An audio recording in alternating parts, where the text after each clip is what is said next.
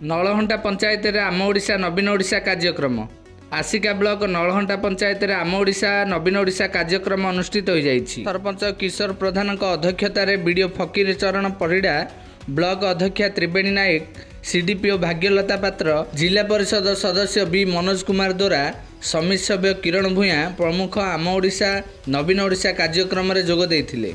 एही शिविर में मुख्य अतिथि रूपे आसिका विधायिका मंजुला स्वाई जोग देइथिया बेले सरकारंकर विभिन्न उन्नयनमूलक योजना एवं मुख्यमंत्री विभिन्न सहायता योजना विषय रे लोकमानक सम्मुखरे पुंखानुपुंख आलोचना करथिले। एहासह लोकमाने किभली सरकारंक उन्नयनमूलक योजना रे निजुक सामिल करिपारिबे एवं तार फायदा नहीं पारिबे से सब विषय रे मध्य वीडियो एवं विधायिका लोकमानक सहित आलोचना करथिले। आगामी दिन में लोकाभिमुखी कार्यगुड़ी को अधिक लोकप्रियता करने एवं सेगुड़ी को लोकमानकर कल्याणार्थ व्यवहार करने केउं सब योजना आवश्यक एवं केउं मानक सहित आलोचना कले से सफल मिल पार से सब विभागीय अधिकारी माने मध्य निजर मत साब्यस्त करथिले साधारण जनता पाखरे। एही कार्यक्रम जरिया रे विभिन्न विभागर पदाधिकारी माने जोग दैथिया बेले विशेषकर अंगनवाड़ी एवं अंगनवाड़ी सहायक आशाकर्मी मानकु मध्य उत्साहित करिबा पई सम्मानित करा जायथिबा देखिया को मिलिछि।